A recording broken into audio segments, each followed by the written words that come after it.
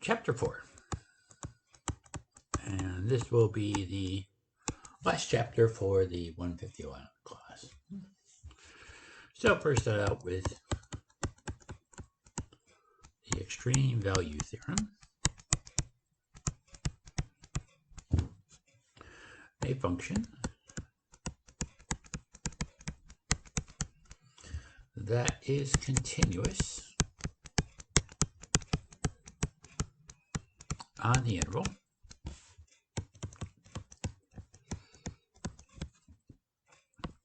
a to b has an absolute min, has an absolute max and min on the interval.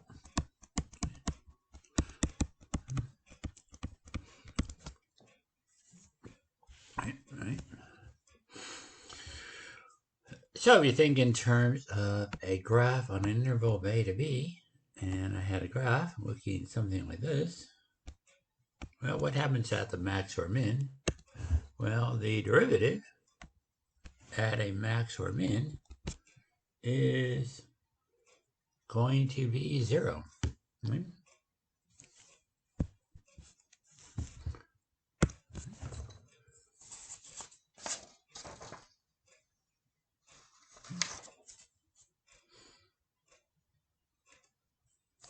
So then, given something like this, so given that f of x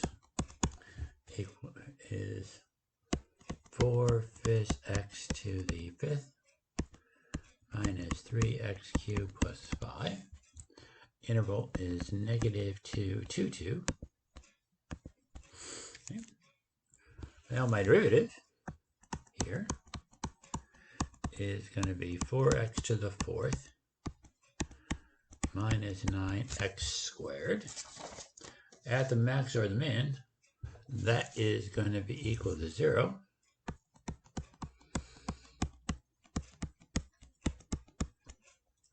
So we can factor out an x squared, and so that gives me 4x squared minus 9. And so with the x squared, this can be factored, 2x plus 3, 2x minus 3. So let's see, x squared equals 0, or 2x plus 3 equals 0, or 2x minus 3 equals 0. Solve each one of these for x. So here I could subtract 3. Here I could add 3. Now this one, x will be 0. This will give me 2x equals 3. That'll be 2x equals 3. And then divide by 2. And so x equals minus 3/2. Or x equals 3/2. Right? So we have those points. Right? So let's check all the points we do know. We got those 2 points, those 3 points. We also have this -2, and we have 2 endpoints of my interval. So we had f of x, 4/5 x to the 5th, 3x cubed plus 5. So the f of -2, so if you take -2 and you plug into that equation, you get 3.4. If we do the f of -3/2, we end up at 9.05. If we do f of 0,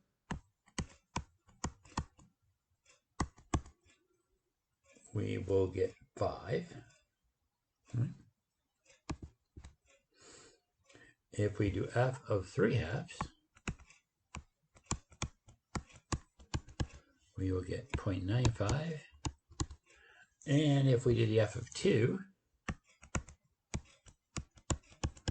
we get 6.6. So let me just check that. Times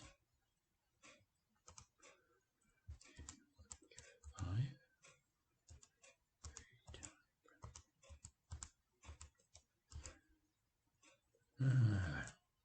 Sorry. Let's see, 0.8 times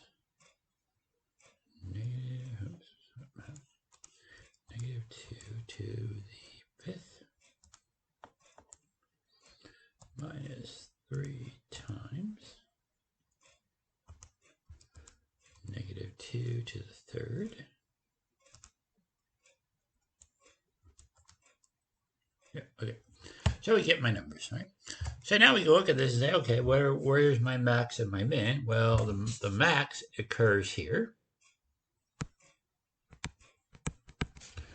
And then where's my minimum value? My minimum value occurs here. So we can find our max and mins. All right. Well, let's see. Other things then. Chapter talks about is the first and the second derivative tests.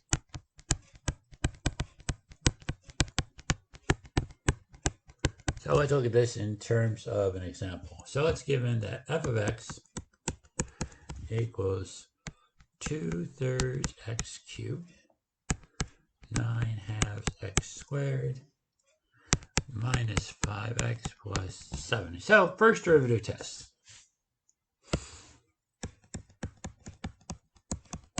Now the thing with the first derivative test is, well, we want to first start by taking our derivative. So f prime x is going to equal 2x squared minus 9x minus 5. So that's the first step. Take my derivative. Now, the next step. We want to take our derivative and set it equal to 0.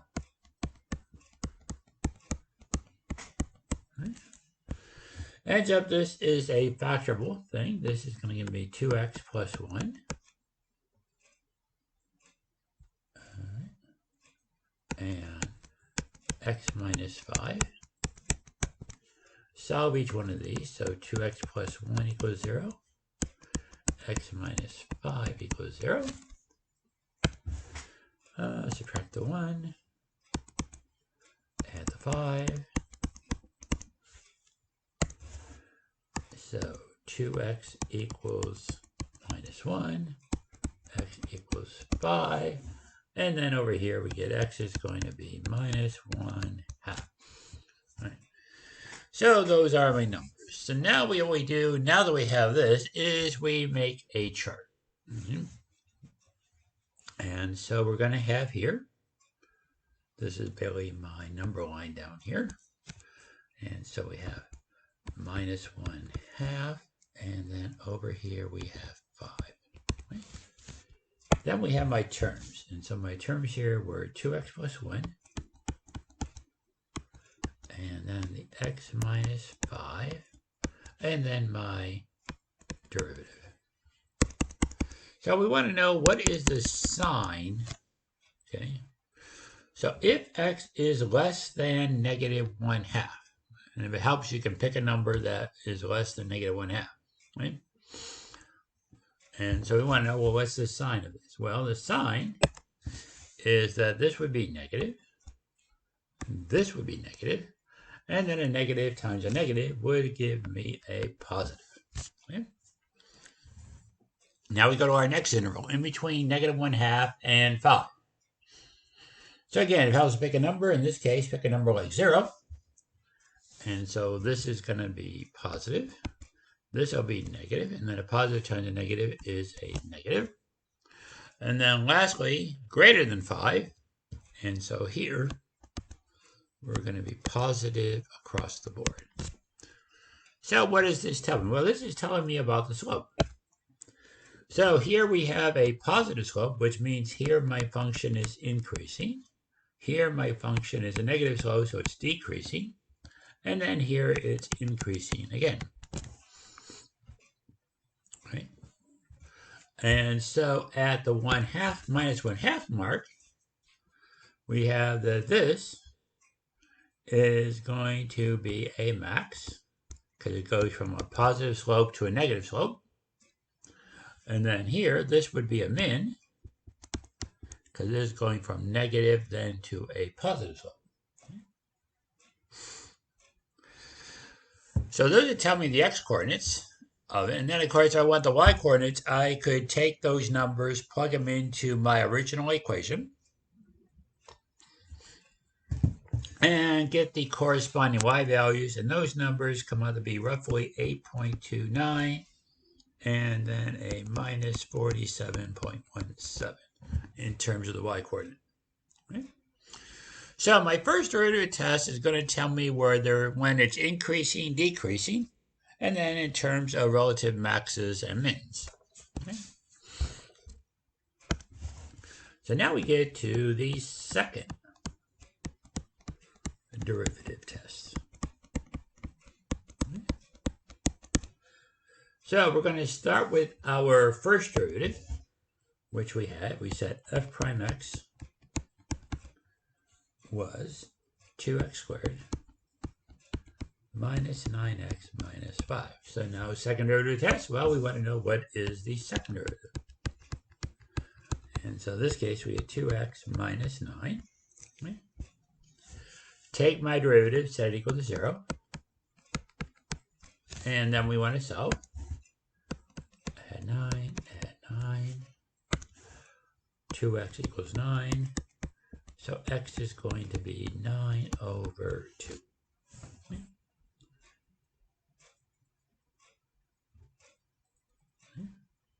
Oh, 2x squared. Sorry, that should be, I just realized I made a mistake. Sorry about that. There should be a 4. Yeah. Let me correct that. After all, this would be 4x minus 9. So 4x, and this would be 4x. So this should be 9 over 4. There we go. Let's get that right. All right. So now, again, we make a chart. This time I'm only going to have one number on here. This is going to be 9 over 4. And we only have one term this time. 4x minus 9. And then my second derivative. And again, we're worried about the sign. So if we're less than 9/4, then this will be negative. And so this is negative. And then if we're greater than 9/4, this is positive, this is positive. So this tells me something about the shape of my curve. If it's negative, then this is concave down. And if it's positive, it is concave up. And then 9/4, this is the inflection point where we go from one type to the other curve. So basically you got a curve that is going like this, and then it goes like that. And so the IP is that point here where we make that transition from one shape to the other shape. Right?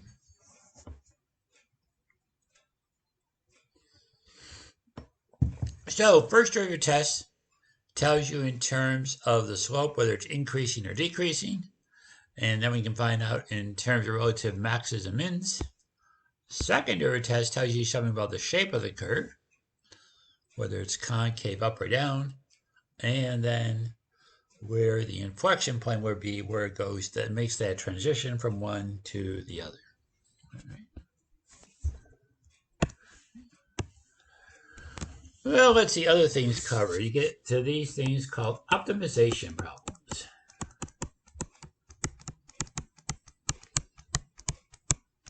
And again, for this, let's look at an example one. Volume of a box.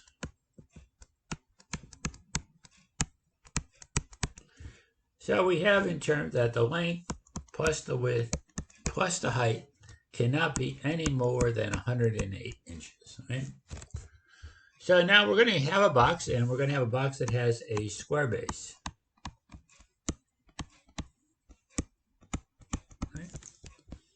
So if it has a square base, what does that mean? So let me do a quick drawing. So like this,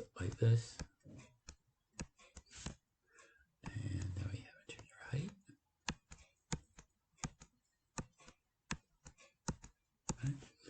So this is going to be x by y.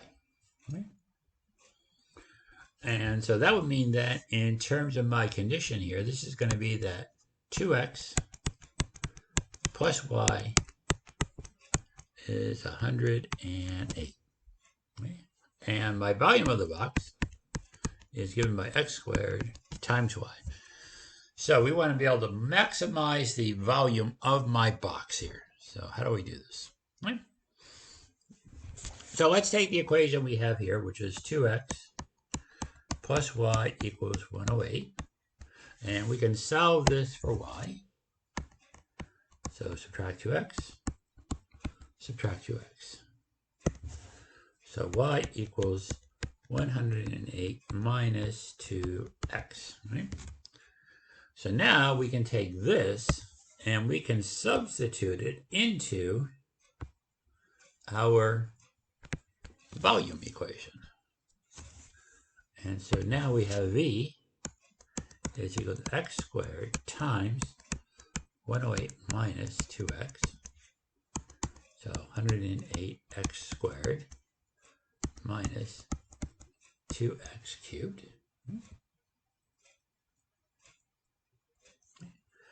And now we want to take our derivative.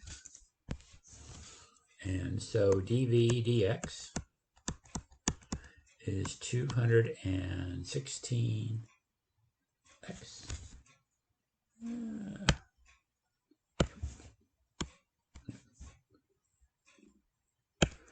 So 216x minus 6x squared. Right? And then we want to take our derivative and set it equal to 0.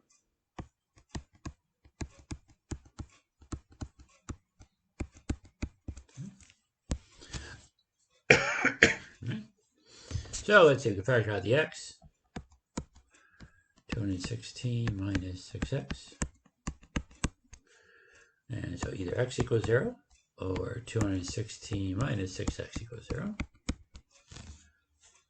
And so we can solve.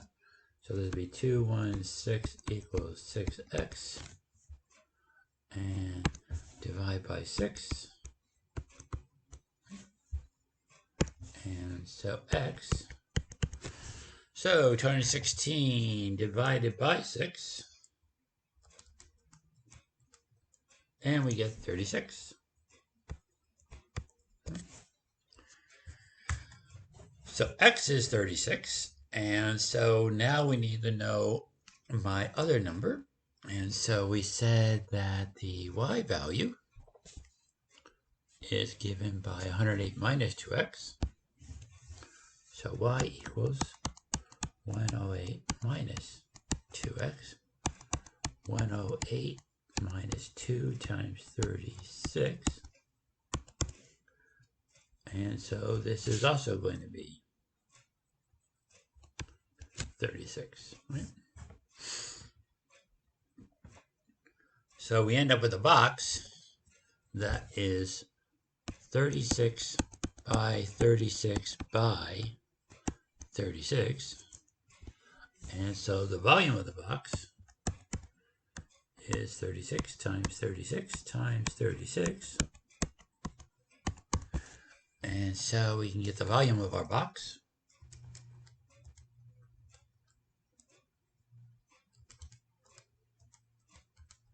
And so the volume of this box is 46656 inches cubed.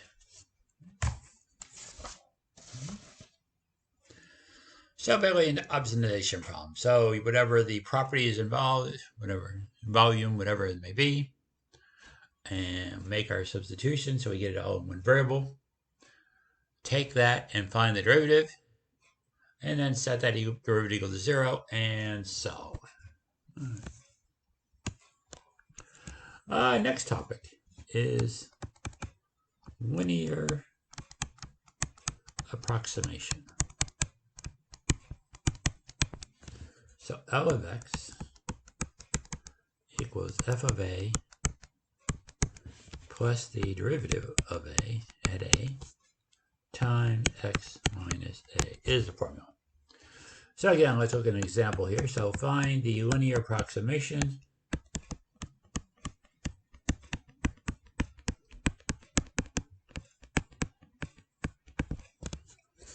given that f of x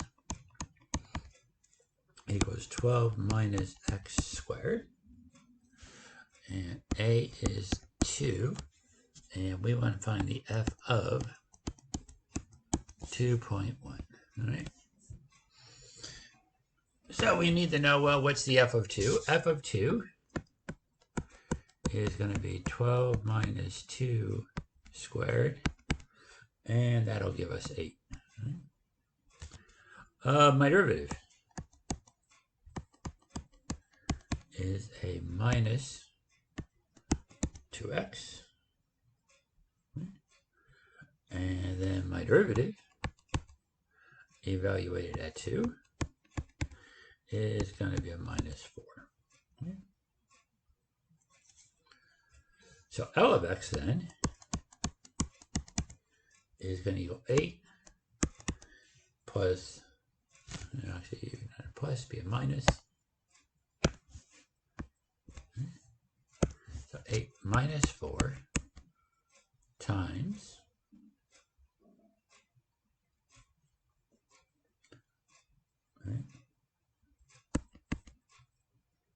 x minus 2.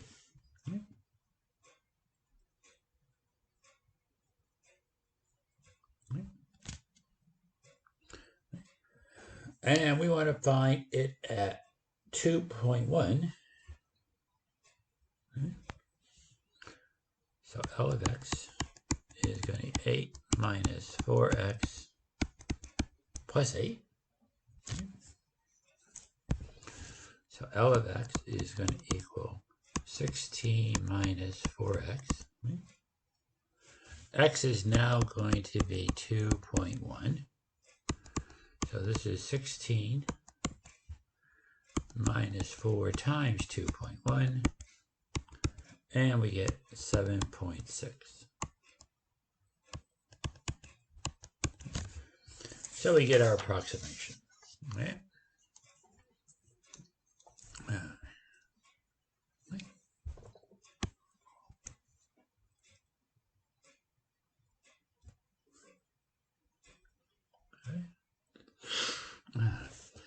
Next thing, differentials. So we had that, and we've seen this before, that dy dx equals my derivative. Right? And so then dy equals the derivative, and this is my differential. Right? So if I'm given something like this, f of x equals 4x squared minus 8x plus 3. And so my derivative is going to be 8x minus 8. And so then dy is going to be 8x minus 8 times dx.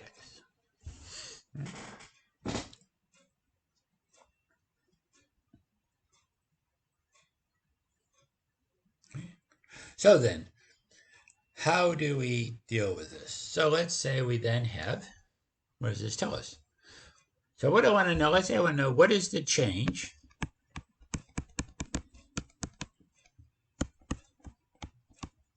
as y goes, as x goes from 2 to 2.5, right? Well, that would mean that dy is going to be 8 times the 2 minus 8 times the change in x, which in this case is 0.5. So there'd be 16 minus 8. This is going to be 8 times 0.5. So the y value is going to change by 4.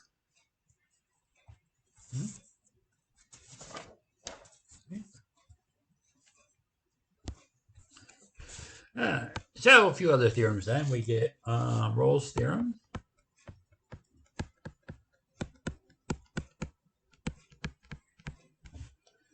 Let f be continuous.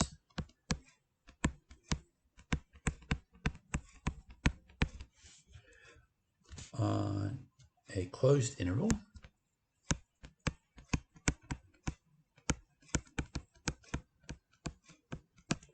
So a to b. And differentiable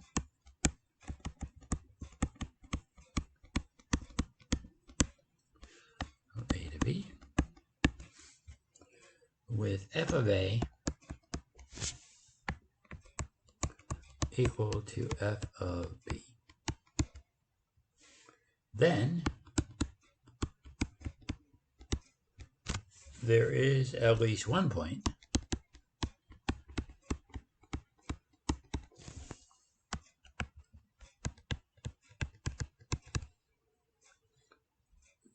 C in the interval a to b such that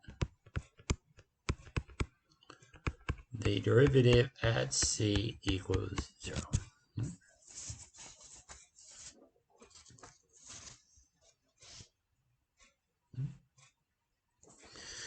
So what does that tell us? So let's look at an example here. So let's do f of x equals x times x minus 1. And my endpoints are 0 and 1. So first thing, well, the f of 0. Well, the f of 0 is 0. The f of 1 would also be 0. So it passes that part. Right? So now we want to look in terms of my derivative.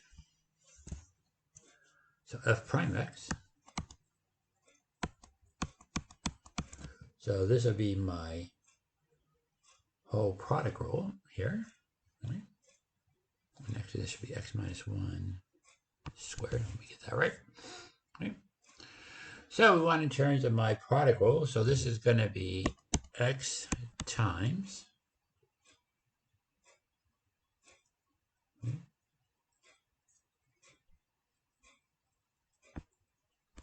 2x minus 2 plus x minus 1 squared times 1. And let's see, it's going to give me 2x squared minus 2x plus x squared minus 2x plus 1. And so this will be 3x squared minus 4x plus 1. And this is factorable. Get a 3x minus 1 and an x minus 1, and set that equals 0. So either 3x minus 1 equals 0 or x minus 1 equals 0. Solve each one of these, and I get x here will be 1/3, and here we get x will be 1. Okay. And so here we get two numbers that would where that would occur. At x is 1/3 and x is 1. Other things then you get in terms of Hopital's rules.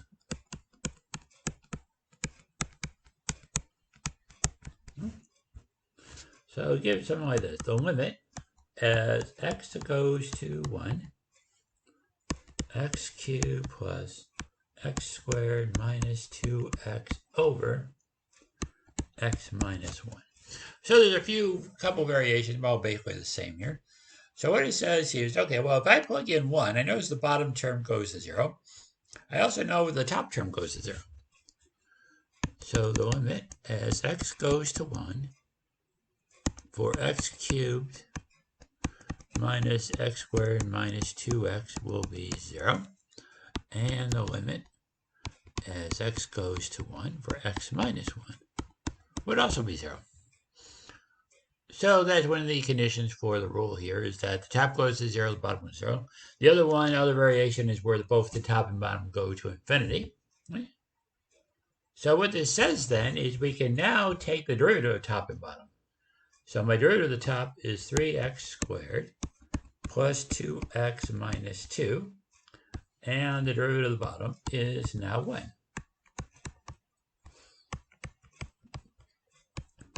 And now we can evaluate. Well, now if I evaluate this, well, if I plug in my 1, my top term is just going to give me 3. And so my answer here will be 3.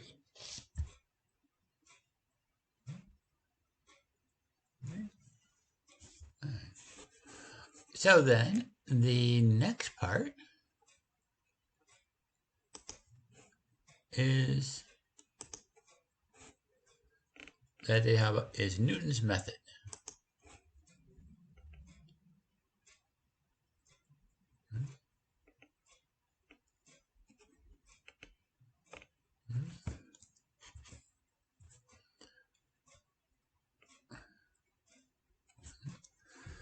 So Newton's method is next. All right, so let's do this.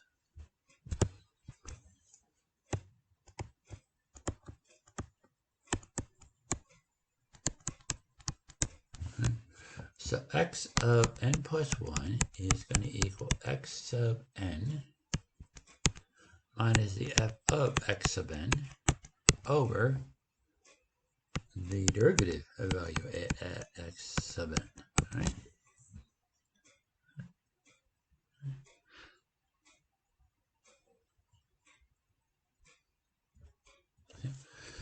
I'm going to do an example of this one. And so here I'm going to look at this one for this one. So yeah, f of x equals x cubed over 14 plus 1. And g of x is equal to x. Right?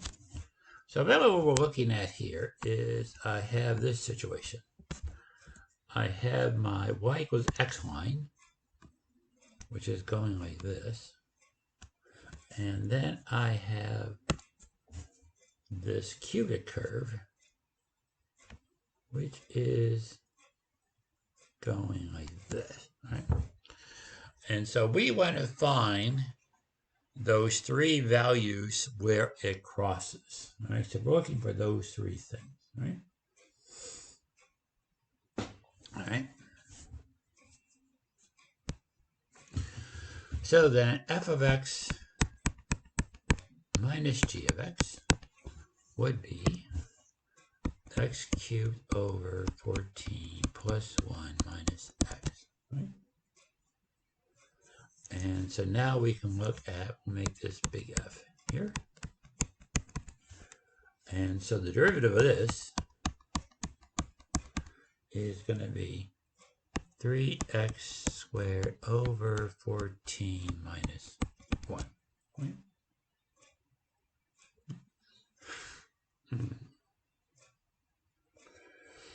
So then we need an initial point, and in this question they tell you, and there's three of them, we're only going to look at one of these. So x naught here is going to be 0.00001, right? So now we're going to use our method here, right? And so this is going to be 0.00001 minus my f of x, 0.00001 cubed over 14 plus 1 minus 0.1241 out over 3 times 0.00001 squared over 14 minus 1, right? And this is on the top. Right? So we would plug that all into a calculator. And when you did that, you end up here where this is going to be 1. right? And then we would do this again. So now this is going to be 1 minus 1 cubed over 14 plus 1 minus 1 over 3 times 1 squared over 14 minus 1. And you plug this in, and you now get this number. Right? And then we could keep on doing this process depending on what degree of accuracy we were going for here.